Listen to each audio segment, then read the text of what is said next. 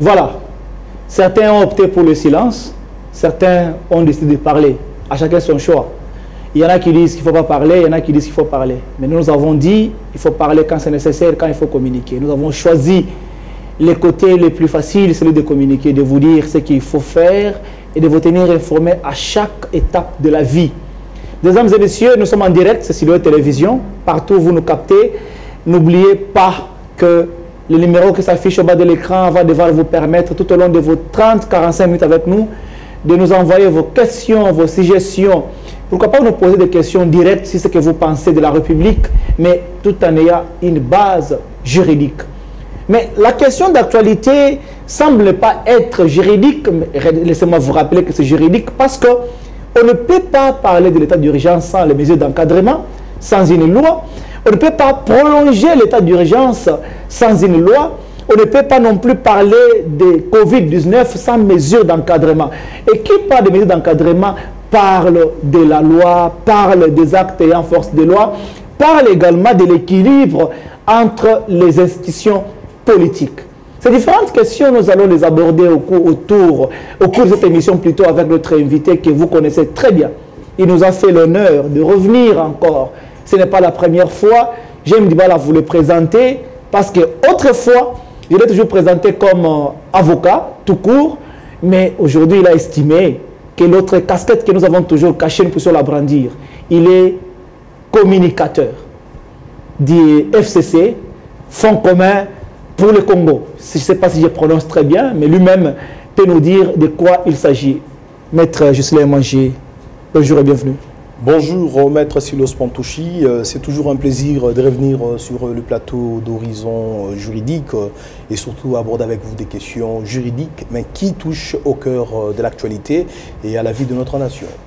La plupart des fois, les gens nous ont félicité de vous avoir associé à ces débats purement intellectuels et scientifiques. Quel est votre sentiment par rapport à ce qui nous suivent de partout? Les appréciations des uns et des autres, tout comme les critiques, sont toujours le bienvenu. Pour le cas des appréciations, nous en sommes très encouragés. Et pour le cas des critiques, nous évertuons au changement et à l'amélioration de notre prestation. Mais est-il que nous sommes là pour communiquer avec la population et surtout partager les avis, mais des avis purement juridiques par rapport aux questions qui sont au cœur de l'actualité. Vous avez échappé d'être au séminaire. Il y en a qui pensent que vous êtes un ancien séminariste. Par votre manière de parler, on sent des fois un charisme du prêtre qui se dégage. Et par moment, on se pose la question, est-ce qu'il a raté par hasard? Un qui m'a dit, est-ce qu'il a raté la sango par hasard?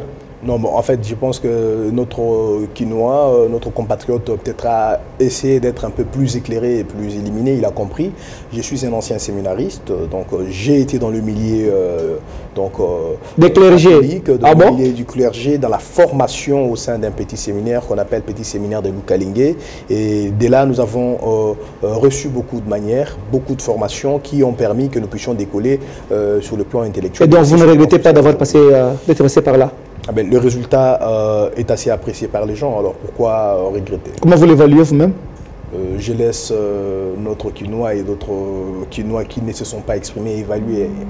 C'était une manière de vous laisser paix souffler par rapport à la matière du jour.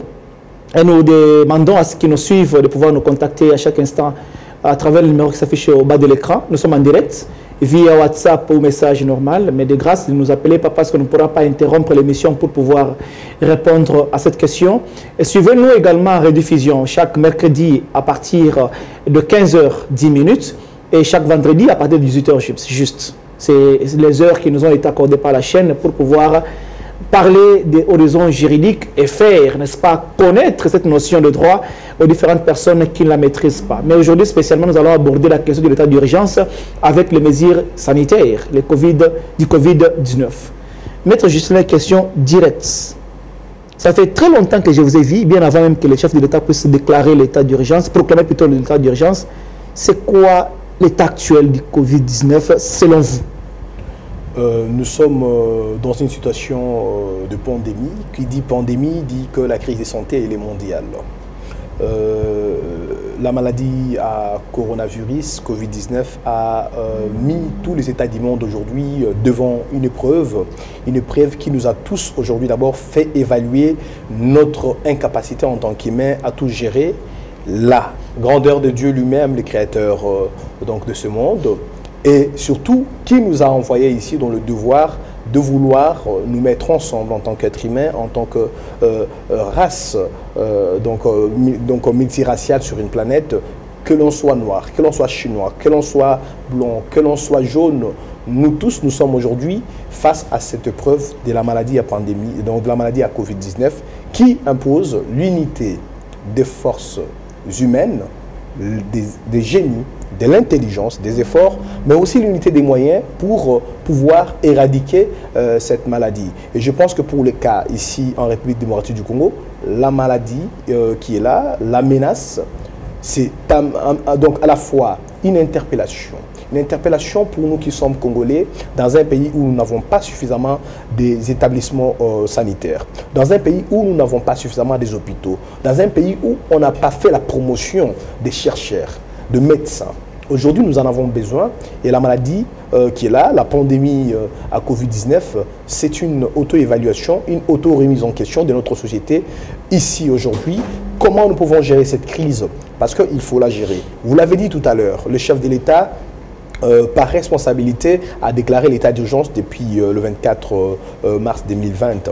Vous allez comprendre qu'il faut, au-delà de la déclaration de l'état d'urgence, il faut l'implication de tous les Congolais.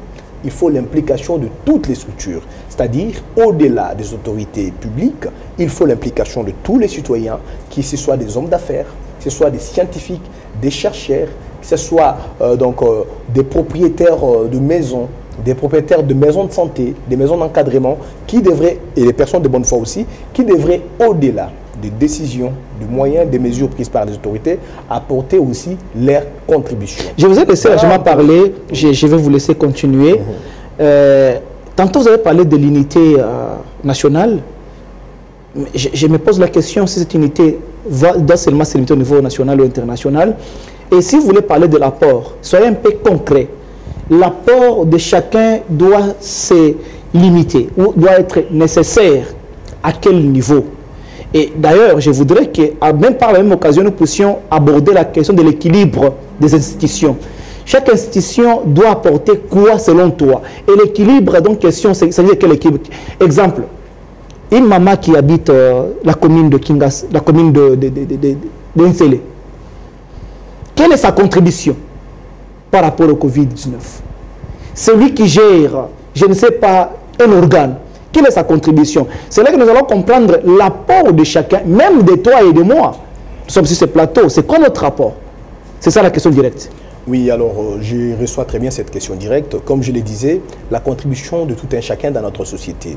J'ai bien dit que la pandémie à Covid-19 nous a mis devant une épreuve, a mis le monde entier devant une épreuve.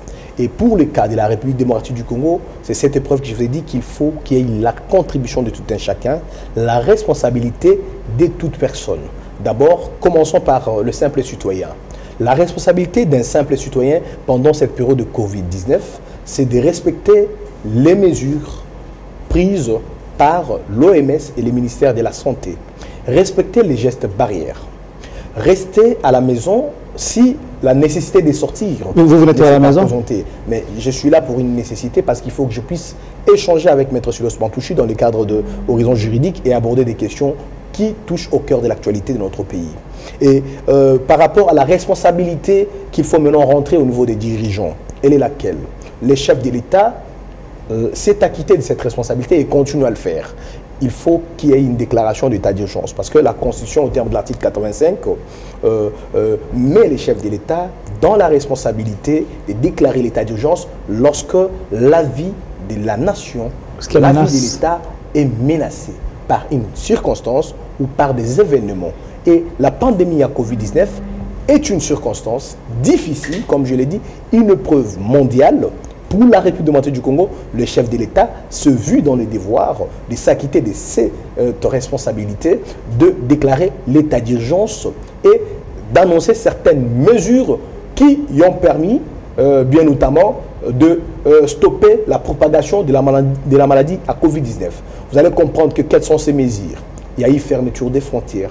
Il n'y a pas d'entrée, il n'y a pas de sortie, comme Kinshasa était considéré comme étant le centre de la... Même si nous apprenons qu'il y a des gens qui partent et qui reviennent. Bon, il y a ce débat-là. Nous, on ne veut pas ici, dans les cadres d'horizon juridique, rentrer dans les débats de bas d'échelle. Parce que nous savons que les consulats et les ambassades en RDC ont fait des dérogations pour évacuer leurs ressortissants. Ce sont là le vol que nous avons constaté. Ce sont des exceptions, n'est-ce pas? Ce sont des mesures exceptionnelles. Oui. Il y a aussi les autorités du gouvernement central qui sont à Kinshasa, mais qui, pour des raisons officielles, devraient être par exemple au Katanga, d'être par exemple au Sud Kivu, d'être par exemple à Uvira, là où il y a eu naufrage dernièrement. Et tout ça, ça justifie quelques mouvements des entrées et sorties dans la ville de Kinshasa. Mais par rapport aux grandes décisions, comme je l'ai dit, les autorités, commençant par les chefs de l'État, se sont mis à jouer le rôle. Et c'est ça, c'est qu'on a dit, Covid-19 est aussi à la fois un appel à la responsabilité de tout un chacun. Le chef de l'État a joué son rôle. Il y a maintenant, à un certain niveau, que d'autres institutions devraient intervenir et jouer les rôles, et pour un pays qui se veut un état de droit, jouer ce rôle au regard de la Constitution. Et vous allez comprendre que le Parlement devrait jouer son rôle, le gouvernorat des provinces devrait jouer ses rôles, parce que Kinshasa est à la fois la capitale et la province. Le gouverneur de la ville de Kinshasa a la responsabilité de mener aussi cette lutte au niveau provincial pour lutter contre la maladie, la pandémie à Covid-19. Et vous allez comprendre que dans d'autres provinces où a été identifié certains cas positifs à coronavirus, les gouverneurs sont appelés à jouer aussi leur rôle. Mais tout le rôle que doivent jouer les dirigeants de la République doivent être des rôles reconnus par la Constitution et les lois de la République. Merci beaucoup. Voilà. Tout ce que les dirigeants peuvent prendre comme mesure doivent avoir comme soubassement la Constitution. C'est là même la question de l'horizon juridique, c'est là même le fondement ou le soubassement de notre émission. Si je tourne à vous, c'est par respect, vous le savez très bien, je reviens de temps à autre à vous pour vous dire que je vous aime beaucoup, vous êtes plus précieux pour moi et que ce que je fais, je le fais pour vous. Vous connaissez très bien ce que j'ai toujours dit. Ce que tu fais, fais-le bien, car ton avenir en dépend. Le numéro qui s'affiche au bas de l'écran va vous permettre, je suis en direct, de m'écrire sur WhatsApp, mais malheureusement, vu le temps, je ne saurais pas lire les messages qui sont en train de nous parvenir. Les appels manqués, je vous ai demandé de ne pas appeler, mais j'aurais souhaité que Maître Ghislain puisse continuer avec ses arguments et, si possible, à la fin, ramasser quelques questions qui nous viennent de par WhatsApp et par message normal. Si ce n'est pas possible, nous allons l'inviter de pouvoir revenir encore la fois prochaine pour ramasser vos questions. Parce que vous avez parlé de gouverneur tantôt Maître Ghislain Mwangi. Vous avez dit que pour que quelques cas soient manifestés en province, les gouverneurs de province doivent prendre des mesures. Ici, je n'ai pas pitié. Lorsque je parle de questions de droit, je dois être direct envers vous. Nous avons appris en droit administratif que chaque acte que pose un gouverneur doit avoir un soubassement légal. Et ça a un nom. Vous voulez me dire que les gouverneurs peuvent agir, comme vous l'avez dit là, agir de manière verbale, prendre des mesures de manière verbale, sans aucun soubassement? Non, mais vous savez, dans la gestion administrative, il y a des mesures, des décisions qui sont prises à l'issue de consultations ou des réunions de l'autorité urbaine, l'autorité provinciale. Alors là, c'est le gouverneur. Ses collaborateurs. Oui. Mais lorsqu'il faut prendre une mesure publique, il est bien évidemment reconnu ou attendu que l'autorité puisse prendre un acte qui va donner force à la décision prise. Et là, tout acte, comme je le dis, qui pourrait être prise dans une période comme celle de la pandémie, doit être un acte qui trouve son fondement sur la Constitution et sur les lois de la République. Parce que nous sommes dans un état de droit. La pandémie, elle est là. C'est un danger pour tout le monde. Mais il faut que nous puissions éradiquer d'autres dangers, déconduire le pays en dehors de la loi, de prendre des mesures extra-légales. Ici on ne critique personne. Oui. Je voudrais ici être aussi très sévère.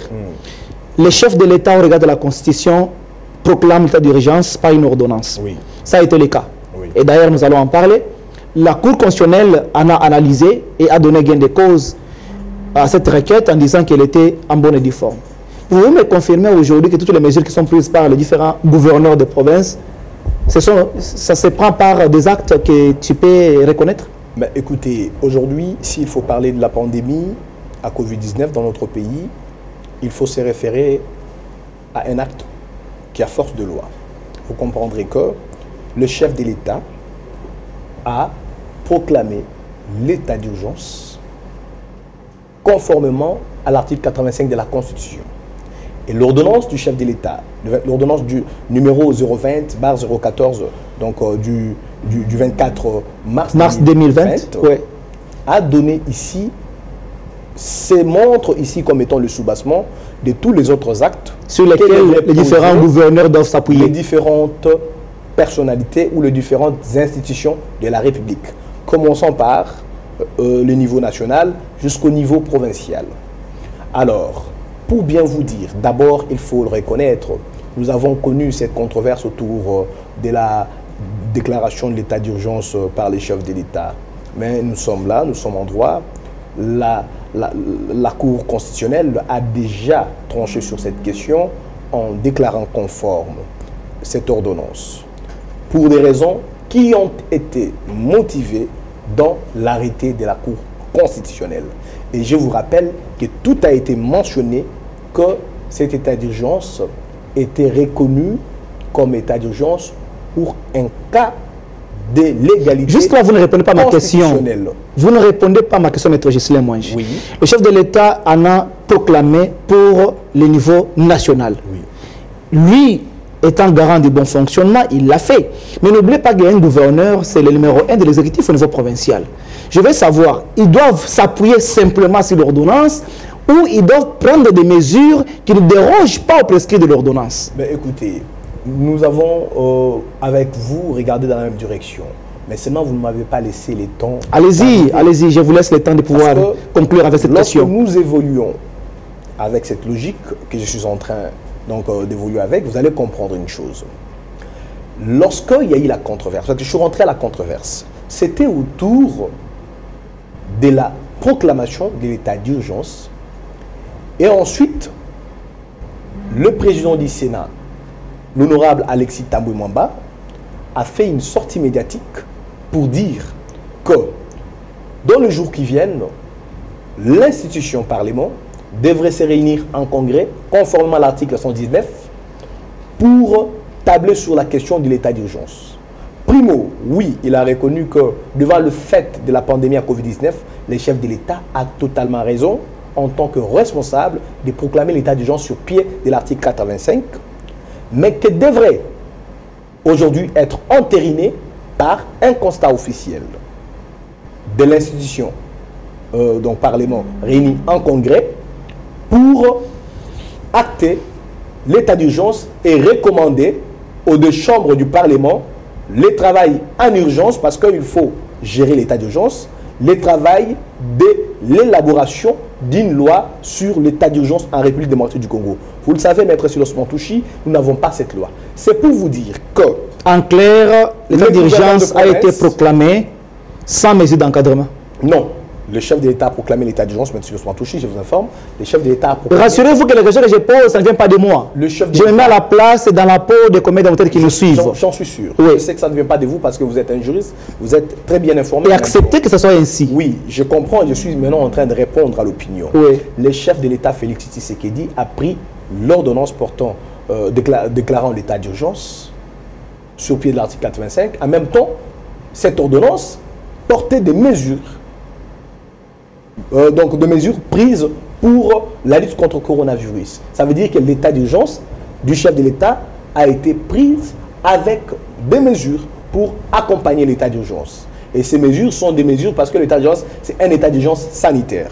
Et ces mesures sont relatives à l'aspect sanitaire. Il y en a qui disent que ça n'existe pas dans la Constitution de la RDC. L'expression état d'urgence sanitaire, ça n'existe pas. Il ne faut pas créer des concepts pour des circonstances. Maître Silos Bantouchi, vous savez, on doit gérer le pays conformément à la Constitution.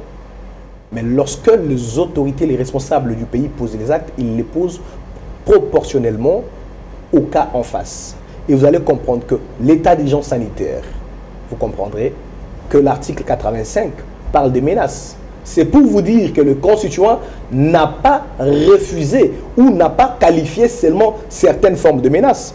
Quelqu'un pourrait dire, oui, c'est normal, comme il y a la guerre des rébellions ou la guerre des sécessions, les chefs de l'État ont le droit de déclarer l'état d'urgence ou l'état de siège. Oui. Mais est-ce que le constituant précise qu'il y a guerre, il y a rébellion ou il y a mutinerie? Non, on parle des circonstances. Et les chefs de l'État, prenant son ordonnance et face à une situation sanitaire, c'est normal qu'ils puissent déclarer un état d'urgence en les qualifiant, en les précisant état d'urgence sanitaire, parce que, Maître Silos Bantouchi, nous ne sommes pas devant une situation de guerre, nous ne sommes pas dans des circonstances de mutinerie ou de sécession. Le chef de l'État, Félix Tshisekedi, a déclaré un état d'urgence sanitaire. Pour ceux qui veulent mener ces débats de bas d'échelle, nous ne sommes pas dans cela. Mais nous sommes dans ce qu'il faut apporter comme contribution. Les chefs de l'État prenant l'ordonnance portant état d'urgence a déjà fait sa part. Mais il faut ici songer à l'implication des autres institutions de la République. C'est là qu'il y a l'équilibre des institutions. D'où ses besoins et aussi ses devoirs, Maître Silos Bantouchi, de maintenir l'équilibre institutionnel. Le chef de l'État a des prérogatives qui lui sont reconnues par la Constitution. Le Parlement a des prérogatives qui lui sont reconnues par la Constitution et le gouvernement a les siennes. Et dans le cas d'espèce, c'est ce que vous avez dit au début, donc chacune des institutions a besoin de l'apport de l'autre, du soutien de l'autre. Oui. C'est ça la force commune. En fait, du concours. Parce que si vous parlez du soutien, c'est autre chose. Mais moi, je vous parle du concours. La Constitution de notre pays confère de compétences aux institutions de notre pays. Et chaque institution, rejouant son rôle, respectant les prérogatives qui sont les siennes, chaque contribution, chaque institution, voudrais-je dire, concourt au bon fonctionnement de l'État. Et notre pays étant une république démocratique, doit aussi vivre cette réalité. Donc, l'équilibre entre les institutions. L'institution président de la République déclare l'état d'urgence, l'institution Parlement doit se réunir en congrès conformément à l'article 119 pour prendre acte de l'état d'urgence, même si c'est a posteriori, et ensuite recommander aux deux chambres de légiférer sur l'état d'urgence. Pour vous dire qu'il faudrait, dans ces cas-là, avec une loi bien élaborée par la chambre basse et la chambre haute du Parlement et présentée au chef de l'État, cette loi, une fois promulguée pour la question de l'état d'urgence, est-ce que les deux chambres ont pour vocation d'élaborer une loi? Maître, mais vous ne maîtrisez pas les prérogatives du Parlement. Non, pas chaque chambre a son pouvoir. Et je vous pose des questions qui viennent de la cité, des comètes de mortels, qui selon eux, je ne voudrais pas. Les deux chambres réunies en congrès n'ont pas pour vocation législative. Allez-y, pas que nous puissions souffrir de malentendus. Non, ils doivent être bien informés. Ce n'est pas le malentendu. Je vous l'ai dit. Oui. Et quand ça vient des juristes pour les comètes de mortels, je suis à l'aise. Je vous l'ai dit, Maître Silos Bantouchi. Je vous l'ai dit. Le Parlement réuni en congrès, non pas pour légiférer. Prendre acte, même si c'est a posteriori, de l'état d'urgence, parce que c'est ce que recommande la Constitution au terme de l'article 119, mais aussi recommander, parce que c'est le Congrès qui va le recommander aux deux chambres de travailler chacune à sa compétence, à ses responsabilités sur l'élaboration d'une loi sur l'état d'urgence. Ça veut dire quoi? Cette loi devrait être élaborée et passée en première lecture donc, au niveau de l'Assemblée nationale et revenir aussi en deuxième lecture, en seconde lecture, au niveau du Sénat. C'est ça le travail. Ce travail ne sera pas fait ou ne devrait pas se faire lors du Congrès.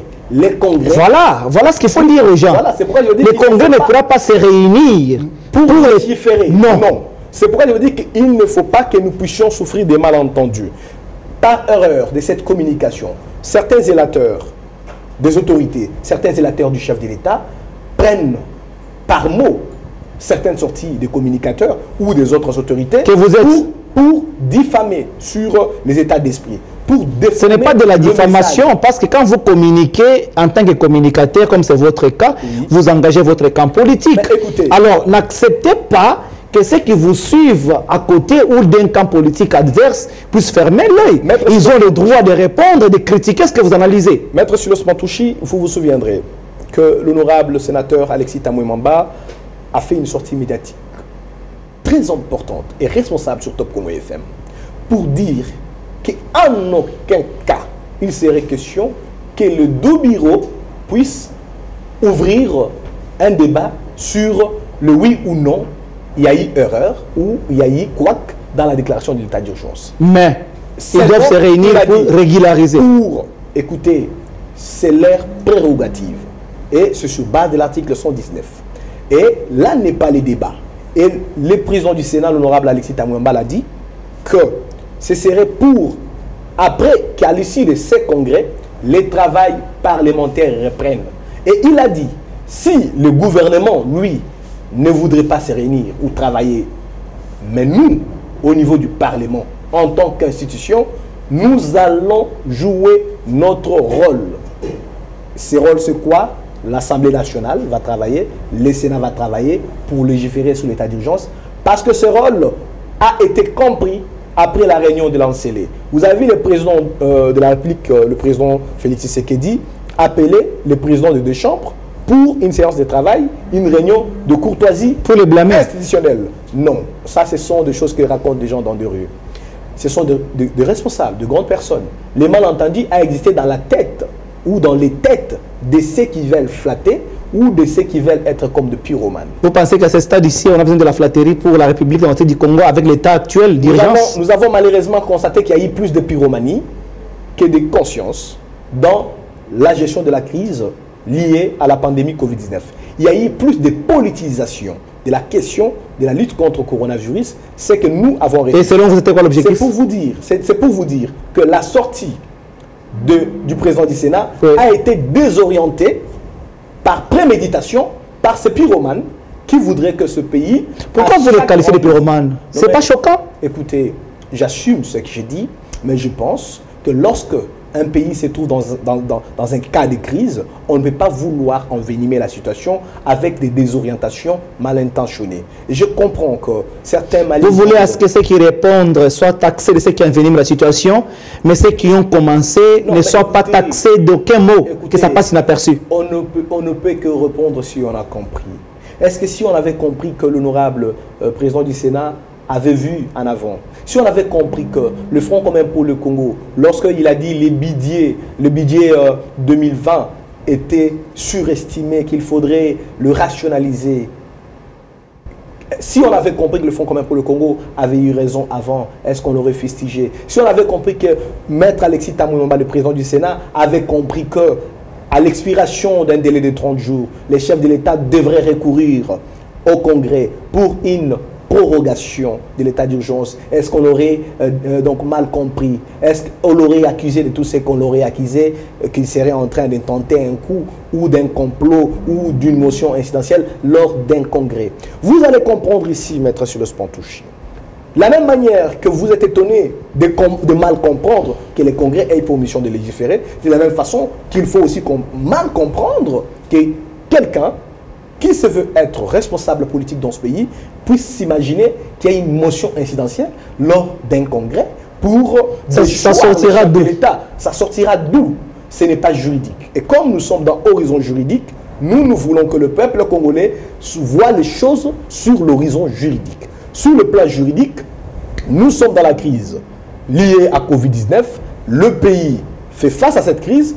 tous les citoyens ont la responsabilité de respecter les mesures prises par l'OMS, les décisions et les mesures prises par les autorités, mais les autorités ont la responsabilité de bien diriger les pays, surtout en temps de crise. Et cette façon de diriger, c'est quoi? C'est contribuer chacune par rapport aux compétences qui sont les siennes à la gestion de la crise. En faisant ci à tous ce qui viennent de gauche à droite, n'est-ce pas? Le chef de l'État a fait sa part.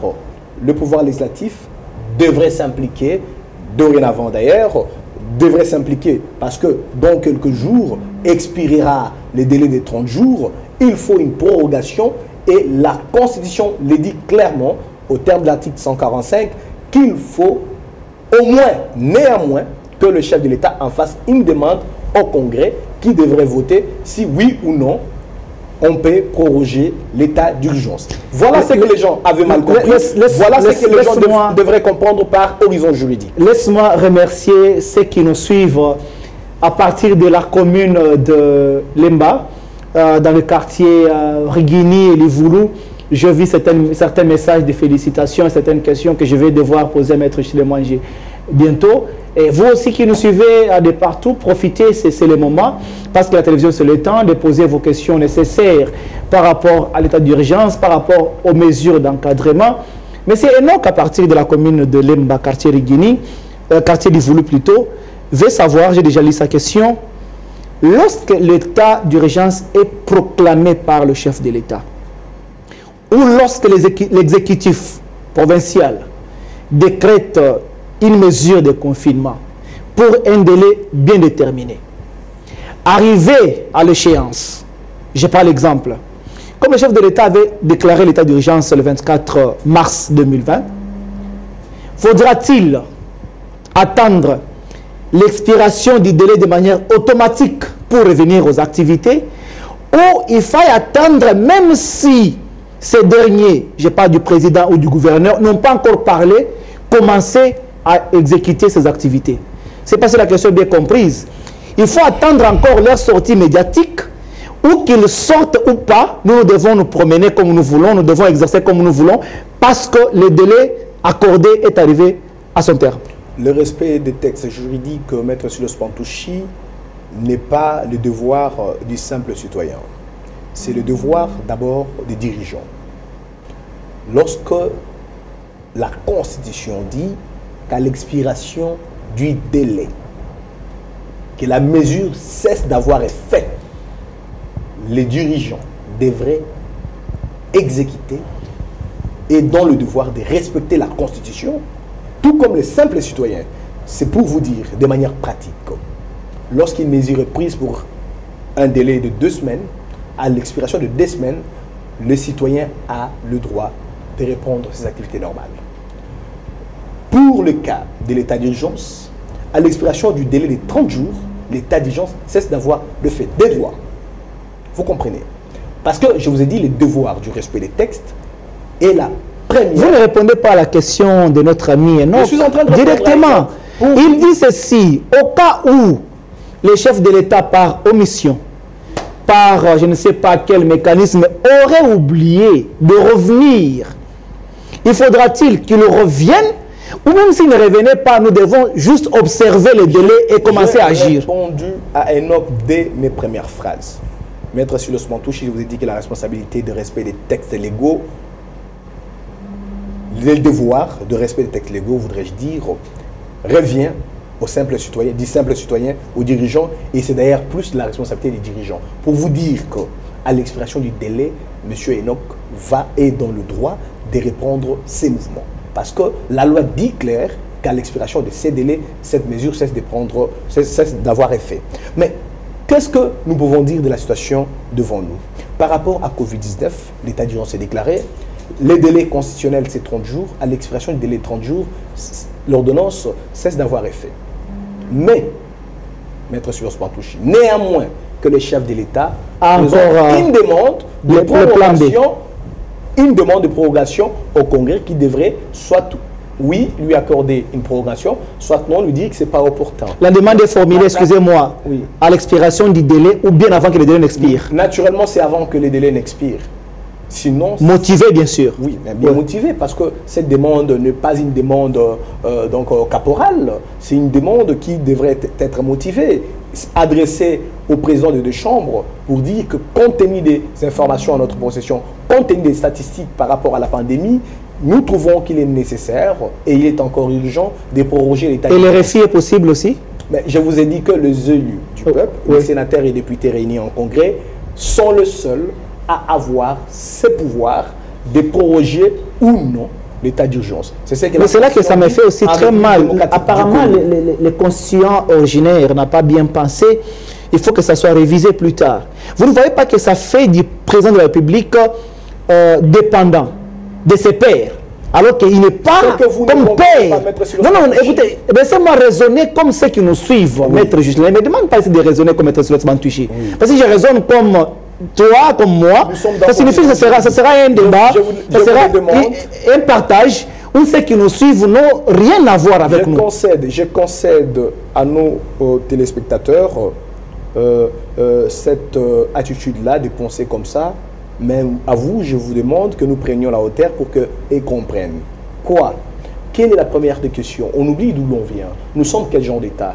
Nous ne sommes pas dans un régime présidentiel. Où le chef de l'État a le plein pouvoir. Même dans le régime présidentiel, dans une république démocratique, le chef de l'État n'a pas le plein pouvoir. Il y a toujours des pouvoirs dévolus aux institutions.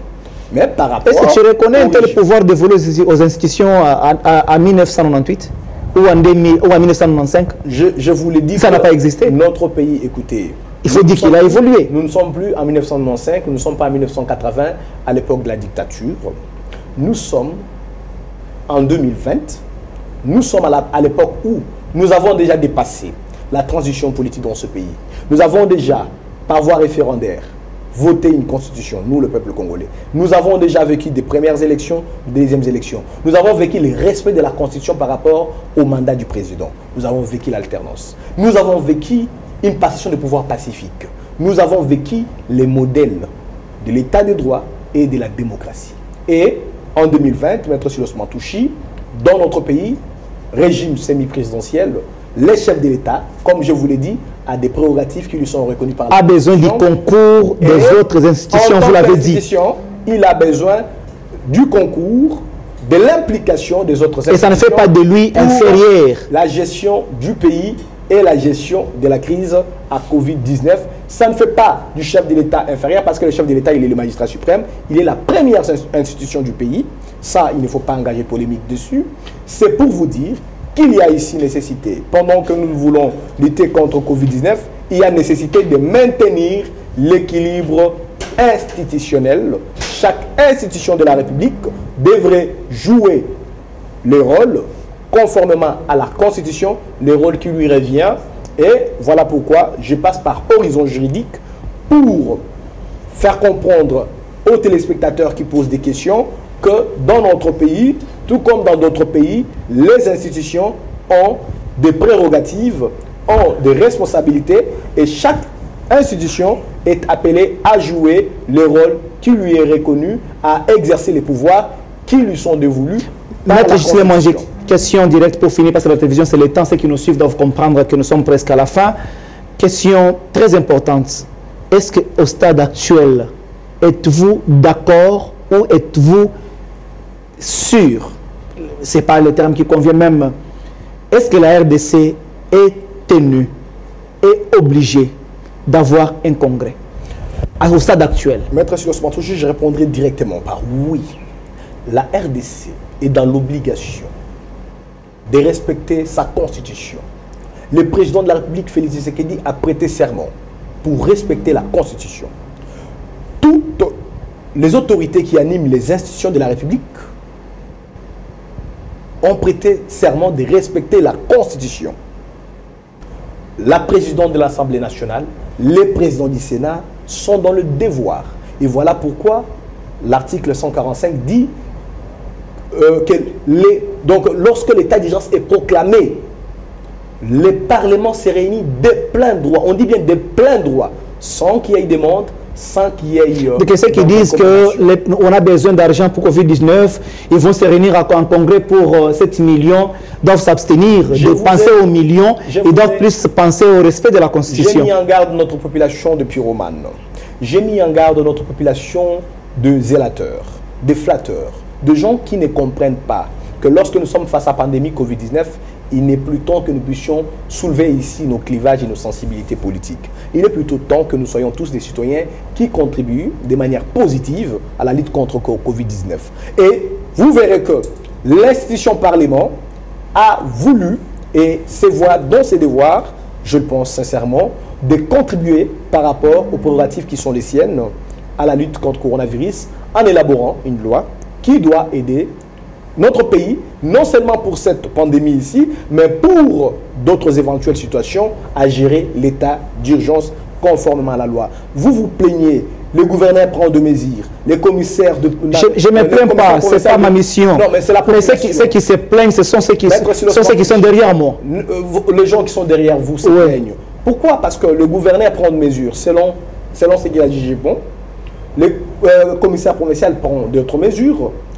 Dans des communes, des bourgmestres, les capitaines, le commandant des stations de police prennent des mesures parce qu'il y a absence de loi. Et nous sommes en train de vivre Covid-19 en toute anarchie. Pourquoi? Parce qu'il n'y a pas de loi. Il faut qu'il y ait une loi. Et cette loi ne peut être produite que si le Parlement travaille, si la Chambre basse fait son travail et la Chambre haute fait son travail. La prorogation ne peut être accordée à l'état d'urgence que si le Parlement s'est réuni en congrès. La RDC... Si c'est le cas que le Parlement soit réuni en congrès, on finit par là. Oui. Êtes-vous sûr que la mesure prise par le gouverneur de déconfiner la commune de la Gombe, rien que pour les habitants de la Gombe, c'est une mesure à applaudir?